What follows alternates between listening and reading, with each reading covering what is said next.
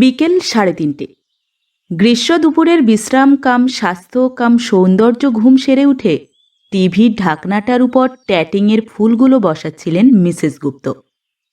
Mrs গুপ্তর পুরো নাম লীনা গুপ্ত, কিন্তু আপনার আমার মতো অপরিচিত বা আধা পরিচিত, যাদের স্টেটাস বা জীবনযাত্রার মান সম্পর্কে কোনো স্পষ্ট ধারণা নেই, তারা যদি ওকে লীনা বৌদি টৌদি ডেকে আদিক্ষেতা দেখায়, তাহলে উনি অসন্তুষ্ট হবেন। কারণ ওর স্বামী বিখ্যাত বহুজাতিক সংস্থা বা মাল্টিন্যাশনালের মাঝারি এক্সিকিউটিভ।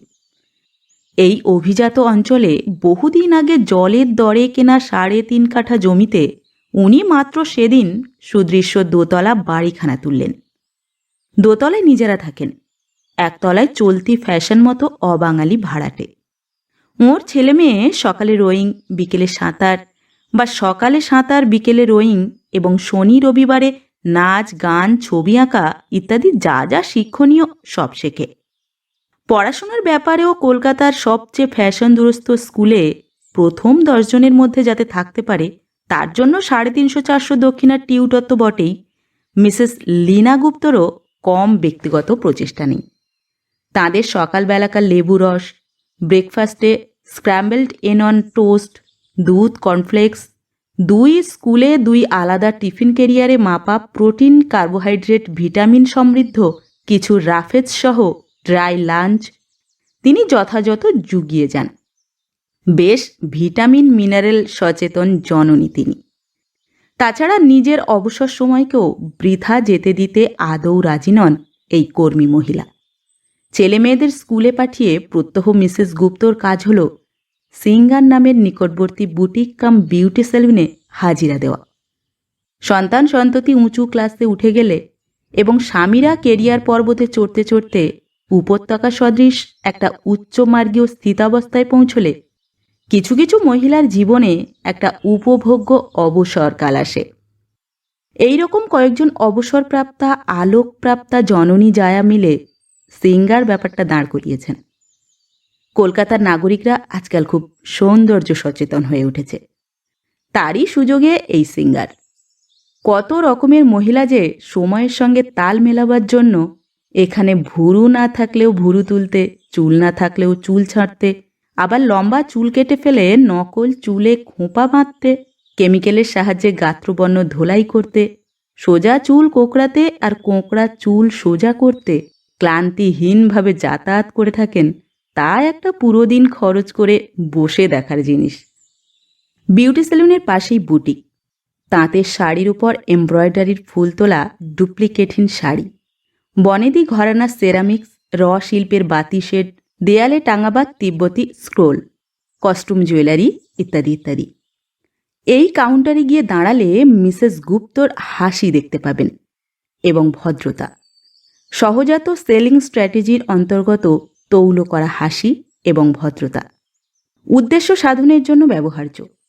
স্বাভাবিক ভারী গলাকে আলজিবের কাছ থেকে আলতো করে ছেড়ে দিয়ে মিহি মোলায়েম স্বরে মিসেস গুপ্ত আপনাকে জিজ্ঞেস করবেন কিভাবে তিনি আপনাকে সাহায্য করতে পারেন, যেন আন্তর্জাতিক এয়ারলাইন্সের রিসেপশনিস্ট কিংবা জনসংযোগ আধিকারিক। এই সময়ে তিনি ঘাটটাকে সামান্য কাত করে খুব বড় বড় চোখে আপনার দিকে তাকাবেন। বালিকার মতো নিষ্কলুষ অথচ জহুরির মতো সমর্থ সে দৃষ্টি। কিছুক্ষণের মধ্যেই আপনি সওদা সেরে নিতে পারবেন ওই চাহনির অভিভাবকতায়, কারণ আপনি সহজেই বুঝে যাবেন কোন পণ্যটি খরিদ করলে ফ্যাশন লোকের শীর্ষবিন্দু চালিনী বলে নিজেকে প্রতিপন্ন করতে পারবেন, কোনটা কিনলে অভিজাত সুরুচির জন্য অভিনন্দিত হওয়ার সম্ভাবনা। কিন্তু একটা কথা, এই সিঙ্গার বুটিকের বাইরে যদি কোনোদিন মিসেস গুপ্তর সঙ্গে দেখা হয়ে যায়, আপনি যেন ফট করে এই যে কেমন আছেন টাছেন জাতীয় কিছু বলে বসবেন না। কারণ বুটিকের চেনাটা ক্রেতা বিক্রেতার সম্পর্কজনিত। সেই মুখ চেনার উপর নির্ভর করে কোনো সুরুচি সম্পন্ন ভদ্রমহিলার সঙ্গে পথে ঘাটে আলাপ করা অত্যন্ত ব্যাড ফর্ম। মিসেস গুপ্ত আপনাকে চিনতে পারবেন না, আপনার কথার জবাব দেবেন না। তাছাড়া আপনি আবার সেই বোকাদের একজন নন তো, যারা বিপণী মাত্রকেই দোকান এবং কাউন্টারের ওধারে দেখা মহিলা মাত্রকেই নিছক সেলস গার্ল ভেবে নিয়ে থাকেন। এই ধরনের প্রগতি পরিপন্থী মূঢ়দের চেনা দিতে আর যেই হোক মিসেস গুপ্ত বিন্দুমাত্র আগ্রহী নন। হ্যাঁ, মিসেস গুপ্ত ট্যাটিংয়ের ফুলগুলো বসাচ্ছিলেন। ফিকে গোলাপির ওপর সাদা সাদা ফুল। তাঁর ড্রয়িং রুমের জন্য তিনি আপাতত গোলাপির শেড ব্যবহার করছেন।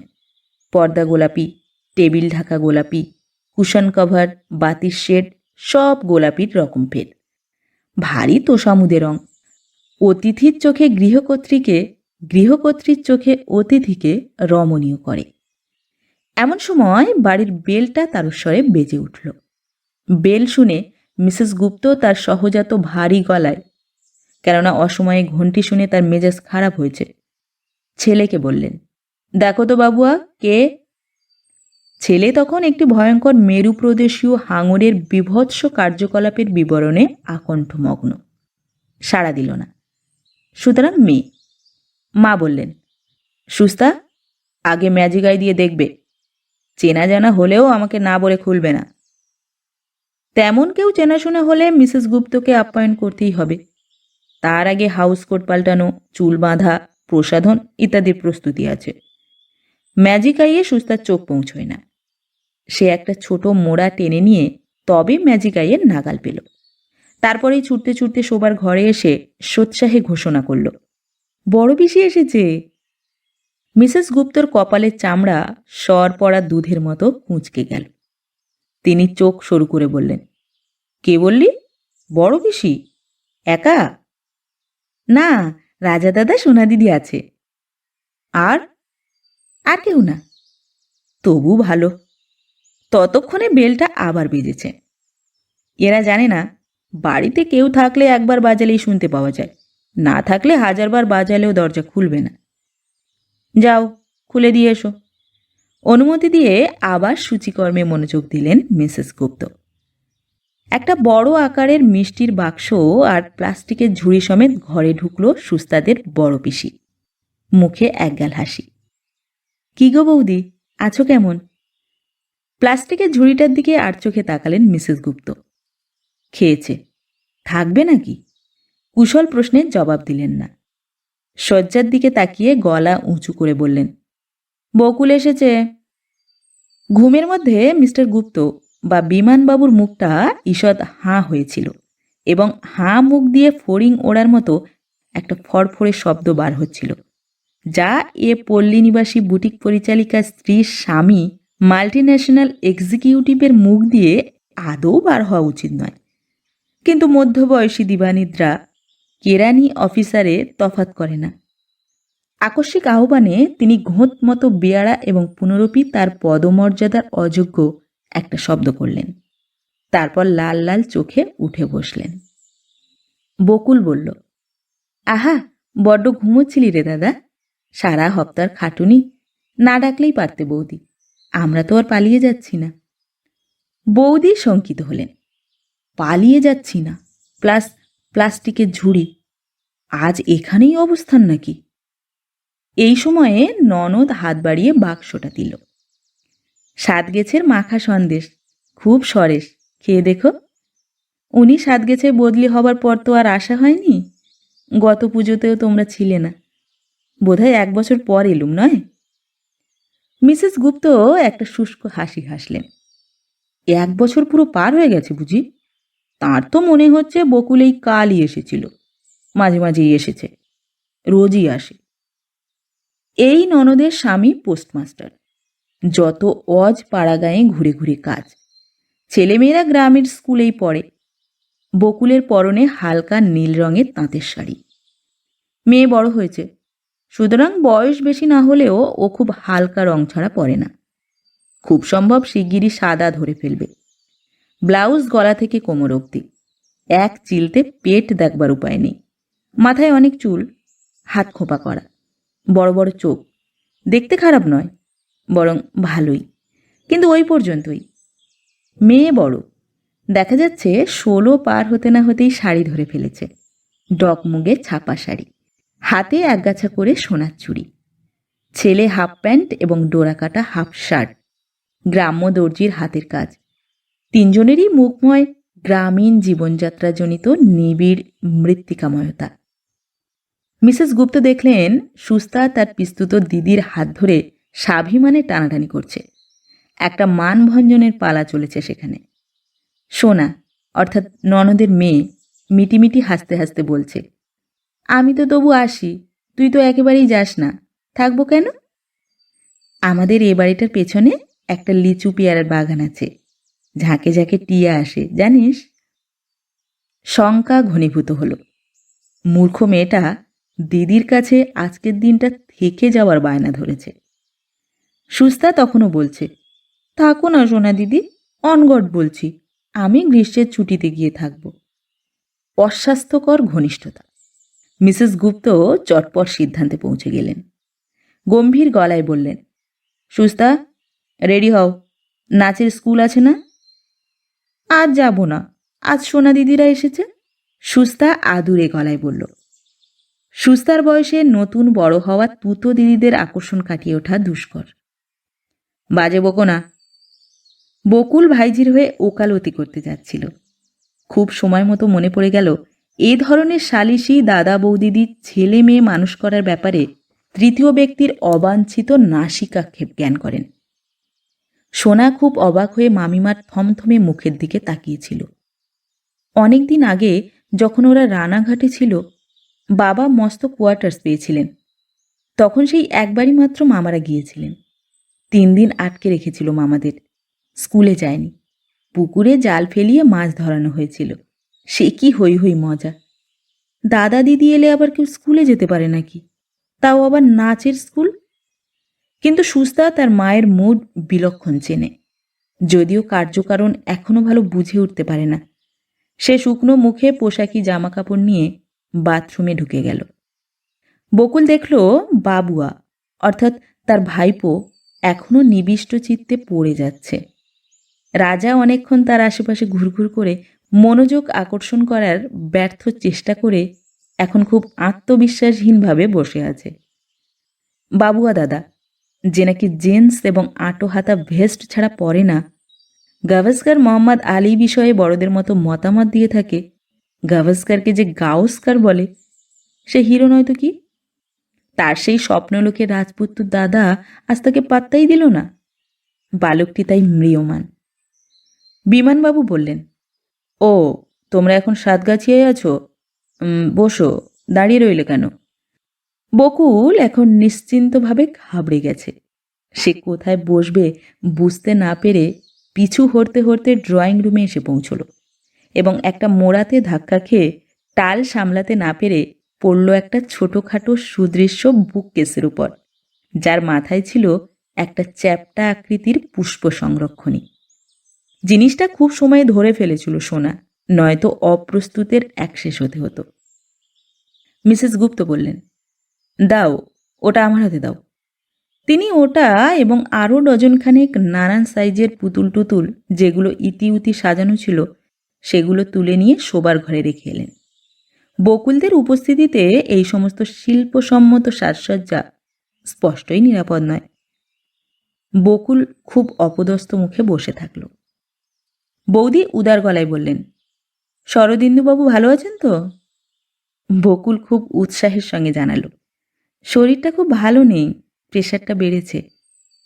কিন্তু এ প্রসঙ্গের ওখানেই ইতি হয়ে গেল। স্বামীর প্রেশারের সূত্র ধরেও বকুল কোথাও পৌঁছতে পারল না। বৌদি বললেন, আমাদের আবার এদিকে 6টায় কলা মন্দিরে ফাংশন, না গেলেই নয়। বাবুয়া, তুমি আর একটু পরেই রেডি হবে, টেনিস আছে। বকুল বড় বড় চোখ করে বলল, তাই নাকি? তবে তো খুব মুশকিল। মিসেস গুপ্ত মনে মনে বললেন, মুশকিল বই কি, তবে তোমার নয়, আমার। মুখে বললেন, মুশকিল আর কি, এখন সবে 3:45, আমাদের বেরোতে এখনো 1.5 ঘন্টা দেরি আছে। বকুল ভাবল, 3.5 ঘন্টা সময় যে তাদের আসতেই লেগেছে। মিসেস গুপ্ত বাবুয়াকে বললেন, তুমি যাবার আগে কমলাকে বলে যাও, ওদিকের দোকান থেকে একটু কচুরি মিষ্টি কিনে দিয়ে যাবে। সুস্তা সেজেগুজে বেরিয়ে এসেছিল। বলল, বারে, আমাদের যে খেতে দাও না, বলো অসুখ করবে। আজ বুঝি পিসিদের জন্যে? আমিও খাবো। এইসব অবোধ বালিকাদের সফিস্টিকেটেড কালচার্ড পরিশীলিত মার্জিত যুবতী বানাতে যে কী পরিমাণ হতাশা মিশ্রিত মেহনত, ভাবলেন মিসেস গুপ্ত। বিমানবাবু তখন থেকে ধূমপান করে যাচ্ছেন, মুখটা ঈষৎ লালচে। পিতার মৃত্যুর 6 মাসের মধ্যে স্ত্রীর পৌরোহিত্যে বড় বোন বকুলকে মফস্বলী পোস্টমাস্টারে পাত্রস্থ করেছিলেন। পরের বোনটি লেখাপড়ায় দারুণ চৌখস, বিয়ে থা করতে চায়নি, বহুদিন ইংল্যান্ড প্রবাসী। পরের ভাইও বোম্বাইয়ে থাকে, কাছাকাছি বলতে এই বড় ভাই আর বড় বোন। কিন্তু প্রচুর হিসেবপত্র করে না চললে আজকালকার দিনে চাকরি করে বাড়ি তোলাও সম্ভব নয়, ছেলে মেয়েকে মনের মতো মানুষ করাও অসম্ভব। আত্মীয় স্বজন পরিহার না করলে আর। তাছাড়া লীনা হচ্ছে তার সময়োচিত রোড বাম্পার। এই ধ্রুবতারাটির অমোঘ সব সংকেতের দিকে স্থির লক্ষ্য রেখে চলে বলেই না তিনি আজ এত সম্পন্ন। 5:30 নাগাদ কচুরি মিষ্টি খেয়ে বকুল, রাজা, সোনা এবং কলা মন্দিরগামী দম্পতি একই সঙ্গে বেরোলেন। বাসে উঠে রাজা বিরক্ত গলায় বলল, এই তো এলাম, একটু খেলতে পেলাম না, কিছু না। বাবু দাদা সারাক্ষণ বই পড়তে লাগলো, আমাকে আর কখনো মামার বাড়ি আসতে বলবে না। সোনা বাসের জানালা দিয়ে এই শহরে তার একমাত্র পরিচিত লম্বা লম্বা গাছগুলোর হলুদ মাথার দিকে চেয়ে রইল। খুব হাওয়া দিচ্ছে, কিন্তু বকুলের মুখ ঘরমাক্ত। স্বামীকে বলা আছে, রান্নাবান্না রেডি রইল, তুমি আজকের দিনটা কষ্ট করে গরম করে নিও, আমাদের দেরি হলে জানবে রয়ে গেছি। আগাম অনুমতিপত্র ছাড়া অবশ্য দাদার বাড়ি থাকবার প্রশ্ন ওঠে না, কিন্তু সাতগাছিয়া থেকে মেমারি, মেমারি থেকে হাওড়া, হাওড়া থেকে প্রত্যন্ত দক্ষিণ, এই দীর্ঘ যাত্রা এত কম সময়ের মধ্যে 2 বার। লেকের ধারে একটা বেঞ্চিতে সন্তর্পণে বসে পড়লেন মিসেস গুপ্ত, পাশে মিস্টার। বিমানবাবু বললেন, বসলে যে? ওদিকে তো তোমার যামিনী কৃষ্ণমূর্তি আরম্ভ হয়ে যাবে, কবে টিকিট কিনলে বলনি তো? তেরছা চোখে চেয়ে মিসেস গুপ্ত বললেন, কিনিনি, তার জানাবোটা কি? তবে বলেই বিমানবাবু চুপ করে গেলেন। মিসেস গুপ্ত আত্মগত বললেন, গেস্ট খাতে আজ নিয়ারলি 10। বিমানবাবু বললেন, তাছাড়া বাবু সুস্তার ক্যারামেল পুডিংটা খাওয়া হলো না, রাতে দিও। বেশ একটু অন্ধকার হতে খানিক বেরিয়ে টেরিয়ে বাড়ির পথ ধরলেন উচ্চাভিলাষী দম্পতি। আজ আবার ইনস্টিটিউট অব কালচারে প্রধানমন্ত্রী এসেছেন। গড়িয়াহাটা রোড, সাদার্ন অ্যাভিনিউ সব লোকে লোকারণ্য। ভিড়ের পাশ কাটিয়ে খুব সুখী তৃপ্ত মনে বাড়ি ফিরলেন দম্পতি।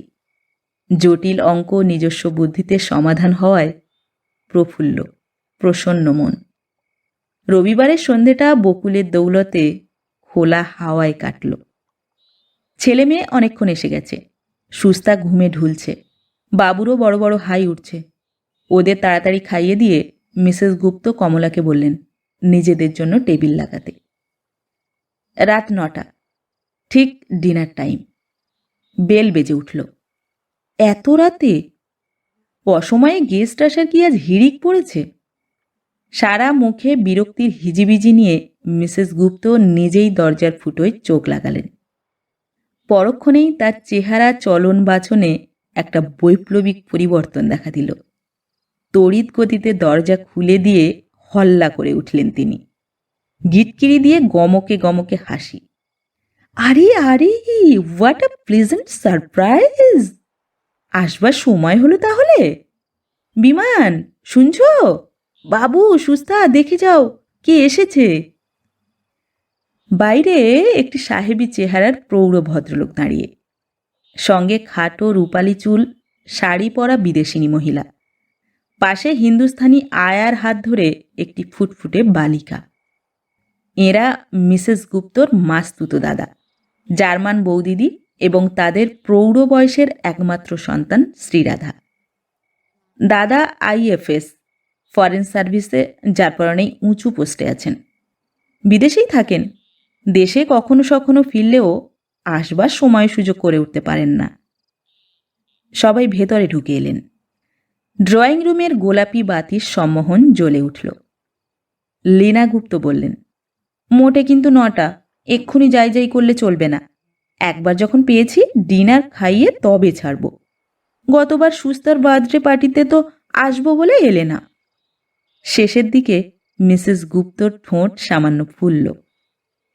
বিমানবাবু এয়ার ইন্ডিয়ার মহারাজার ভঙ্গিতে দাঁড়িয়ে আছেন, মুখে দুকান ছোঁয়া হাসি।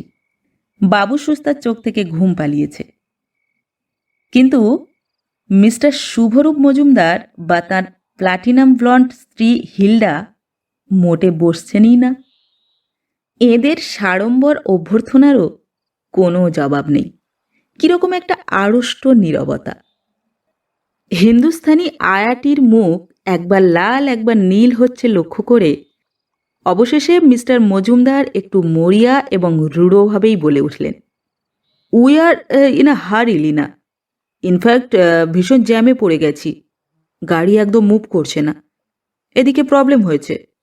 এই পদ্মা, মানে রাধার আয়া, মানে ইনফ্যাক্ট ও একটু তোমাদের টয়লেটটা ইউজ করবে। নমস্কার। পরবর্তী গল্প নিয়ে খুব শিগগির ফিরে আসছি। ততক্ষণ সবাই ভালো থাকবেন, সুস্থ থাকবেন। গল্প পাঠ ভালো লাগলে গল্পটিতে একটি লাইক করবেন এবং ভিন্ন ভিন্ন স্বাদের অডিও স্টোরি শোনার জন্য অবশ্যই চ্যানেলটি সাবস্ক্রাইব করবেন। ধন্যবাদ।